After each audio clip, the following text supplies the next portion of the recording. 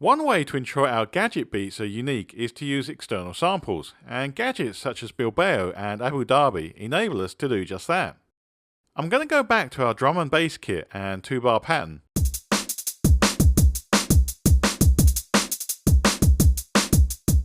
And see if I can enhance it with an external loop.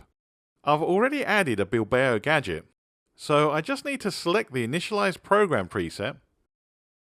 Scrolling all the way down, there it is, Bilbao init. Okay, now I've got a drum loop I want to use, which I've chosen from my main sample library. So with pad 1 selected, I'll hit the sample button and choose import.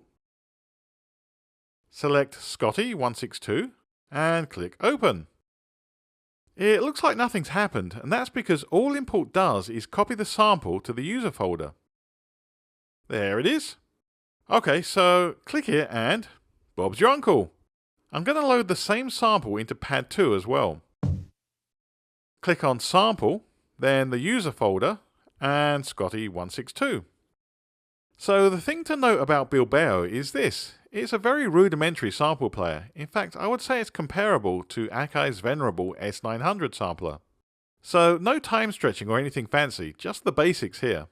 With that in mind, let's get to work. First thing to note is each pad, each sample, is effectively fixed in one-shot mode. In other words, each time the sample is triggered, the whole sample is played back. I'll just set the length to maximum and the decay to minimum.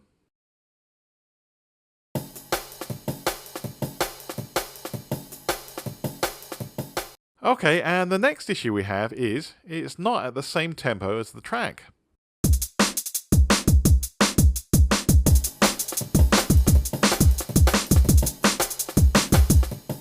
And, of course, no time stretching. So we'll just have to do this the old-fashioned way, which means adjusting the pitch until it's at the correct tempo. So, first of all, I'll add a hit on the grid editor for pad 1 here, at bar 1, and bar 2.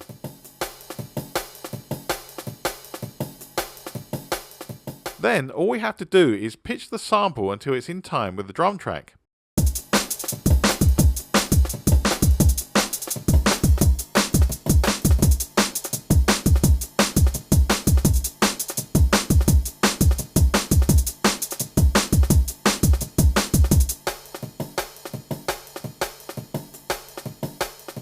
Sounds about right. Good. I'll also shorten the sample so it's just 1 bar.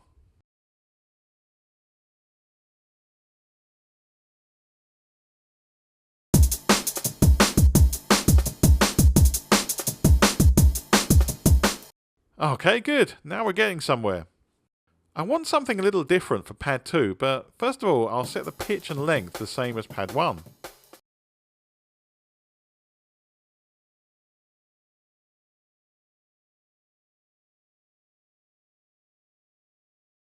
Next, I'll set the start to that second snare hit.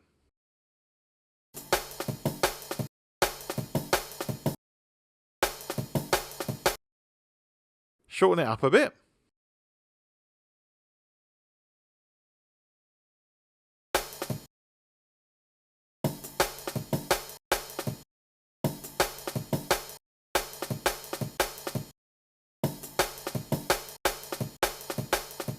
Nice. Okay, let's lay down a pattern.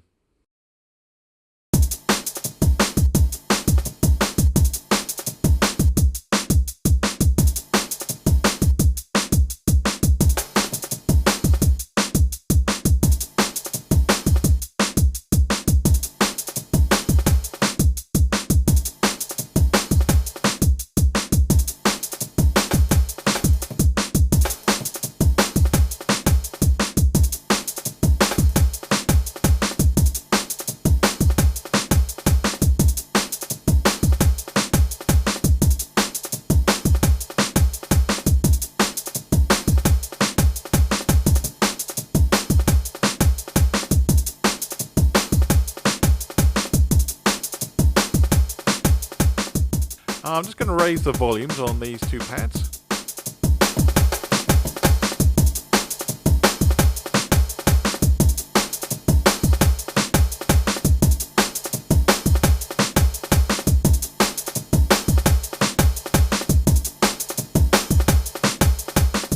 Great, I think that works pretty well. So with a little work, we can actually put together a pretty decent loop track with Bilbao. It's a little tricky and our options are limited, but it's definitely worth it. Now, you could do the same thing with the Abu Dhabi gadget, but there's really not a lot of difference, except Abu Dhabi automatically slices your sample for you. I actually prefer to use Abu Dhabi for things like vocal chops and the like, but of course, as always, feel free to experiment.